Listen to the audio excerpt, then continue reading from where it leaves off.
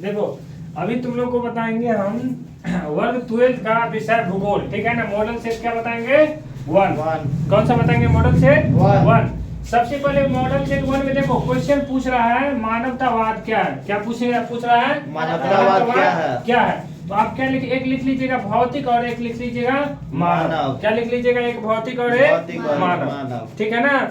तो मानवतावाद एक ऐसा उपागम है, ठीक है ना, जो भौतिक भूगोल और देखो ये मानवतावाद जो है ना एक उपागम है जो भौतिक भूगोल और मानव भूगोल के बीच के अंतर को बताता है। क्या करता है?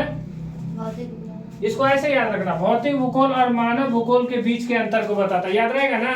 क्या रखोगे? भौतिक भूगोल और मानव भूगोल के बीच के अंतर को बताता है। ठीक है, वेरी गुड।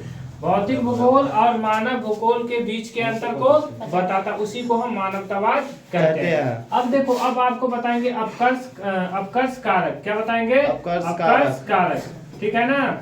और प्रतिकर्ष कारक क्या है? ये बार बार ये क्वेश्चन पूछता है, ये अलग करके भी पूछ देगा आपको कि अपकर्ष कारक क्या है, और दूसरा पूछ देगा प्रतिकर्ष कारक क्या है। ये जो अपकर्ष कारक होता है ना, आपको देखो अभी बताएंगे अपकर्ष कारक। क्या बताएंगे? अपकर्ष कारक। अपकर्ष कारक में एक चीज आप याद रखना कि ये आकर्षित करता है। क्या करता है? आकर्षित करता है। आकर्षित करने का मतलब होता है क्या कि आप अपकर्ष कारक के कारण आप किसी जगह को देख के आकर्षित हो के आप वहां पे चले जाएंगे, ठीक है ना। जैसे देखिए अपकर्ष कारक आपको बताएंगे कि आप मुंबई में, आपको कोई आदमी बताए कि वहां पे बहुत सारी सुख सुविधाएं दिया जाता है, और आप अपने घर से कहाँ चल गए? मुंबई। तो ये अपकर्ष कारक हो जाएगा। क्या हो जाएगा? अपकर्ष कारक। और मान लीजिए आप दिल्ली में है, ठीक है, और वहाँ से सभी बिहारियों को मार मार के भगाया जा रहा है, तो ये प्रतिकर्ष कारक, क्योंकि आप वहाँ से आना नहीं चाहते लेकिन आपको मार के वहाँ से भगाया जा रहा है, ठीक है ना। और आप जो यहाँ से मुंबई गए हैं तो क्या किए? अपकर्ष कारक, आप वहाँ से आकर्षित हो गया, ओ हम भी जाएंगे, हम भी समुद्र में घूमेंगे, ठीक है। तो आपको हम फिर से एक बार बताते हैं। अपकर्ष कारक का मतलब होता है जब किसी स्थान को देख के, किसी जगह को देख के, या फिर किसी अन्य कारणों से हम आकर्षित होके उस जगह पे जाते हैं, वो क्या होगा? अपकर्ष कारक। अपकर्ष कारक होगा। अब तुमको बताएंगे हम प्रतिकर्ष कारक। क्या बताएंगे तुमको? प्रतिकर्ष कारक। देखो ये प्रतिकर्ष कारक क्या होता है ना, ये आपको मजबूर कर देगा। क्या कर देगा? ये आपको भी मजबूर कर देगा। देखो जैसे अभी एक लड़का था, तुम लोग ने इतना उसको परेशान किया कि वो चला गया, यहाँ से चला गया, तो ये प्रतिकर्ष कारक हो गया। उसको मजबूर करके तुम लोग भगा दिए यहाँ से। अब देखिए कोई लड़का जैसे रोहित जी, देखो 1वीं पुला से आ जाते हैं पढ़ने के लिए, तो ये क्या है? प्रतिकर्ष कारक है। समझ रहे हैं आपको ना? वो आकर्षित हो गया कि अच्छा यहाँ पे अच्छे से पढ़ाया जाता था, इतना दूर से, वो क्या करते हैं? वो अपकर्ष कारक हुआ ना, तो वो अपकर्ष कारक हो गया। वही विक्की जी बता रहे हैं, अपकर्ष कारक हो गया। इसी कारण से वो इतने दूर से क्या करते हैं? आ जाते, ठीक है ना।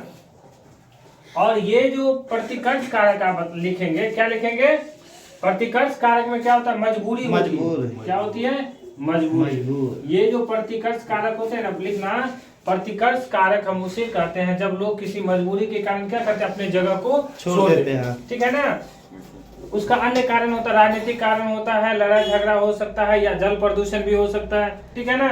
एक स्टूडेंट क्वेश्चन किया कि सर एक ऐसा कारक आप बताइए जिसमें अपकर्ष कारक और प्रतिकर्ष कारक दोनों हो, ठीक है ना।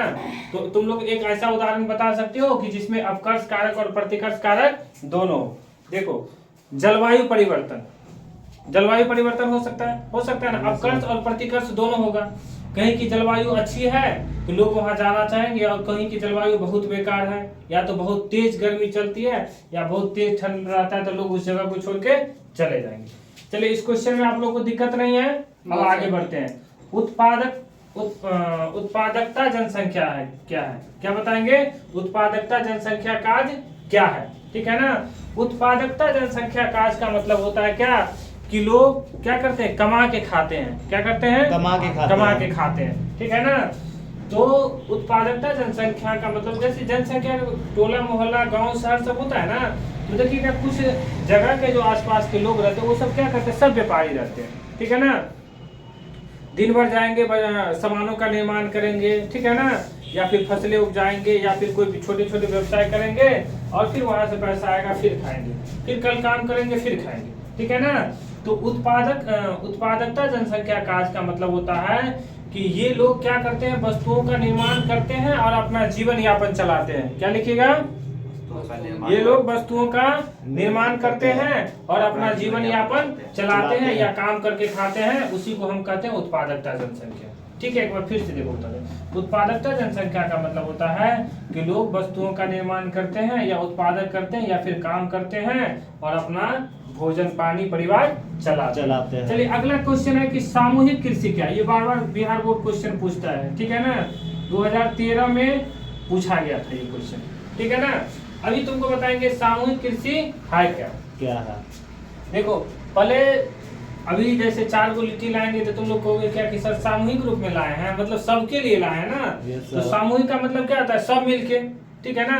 तो सामूहिक कृषि का मतलब होता है क्या कि सब आदमी मिलके जो खेती करते हैं उसी को हम क्या कहते हैं, सामूहिक कृषि कहते हैं। तो लिखिएगा सामूहिक कृषि हम उसे कहते हैं कि जब किसान वर्ग के सभी लोग मिलजुल कर खेती करते हैं उसे क्या करते हैं, सामूहिक कृषि कहते हैं, ठीक है ना। जैसे सामूहिक कृषि की अनेक लाभ है।